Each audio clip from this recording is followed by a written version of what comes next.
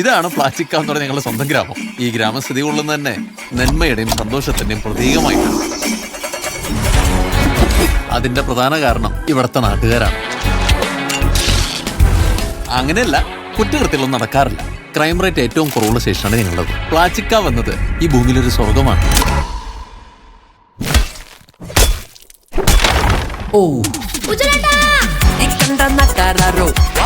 എന്റെ ഈ നാടിന്റെയും തല വരെ വരെ മാറുന്ന കേസ് വരില്ലെന്ന് ആര് കണ്ടു? എങ്ങോട്ടാ എന്തോ പഴക്കൊല മിസ്സിംഗ് ആണെന്ന് കേട്ടു.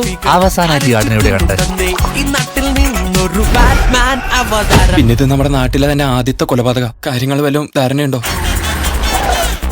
ബോഡിയിൽ ചുറ്റികൊണ്ടോ സമാനമായ എന്തോ കൊണ്ട് പാടുകളുണ്ട്, പ്രത്യേകിച്ച് നെറ്റിയിൽ.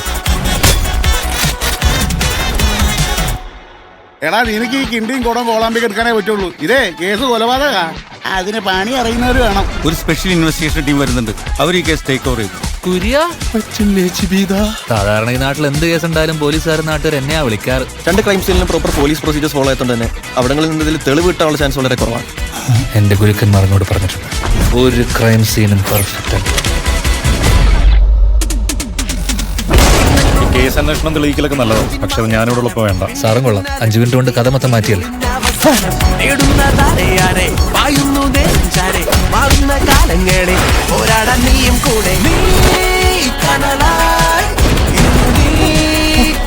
മോഷണവും താൻ തന്നെ, കണ്ടുപിടുത്തവും താൻ തന്നെ, നീ കൊന്നതും താൻ തന്നെയാണോ?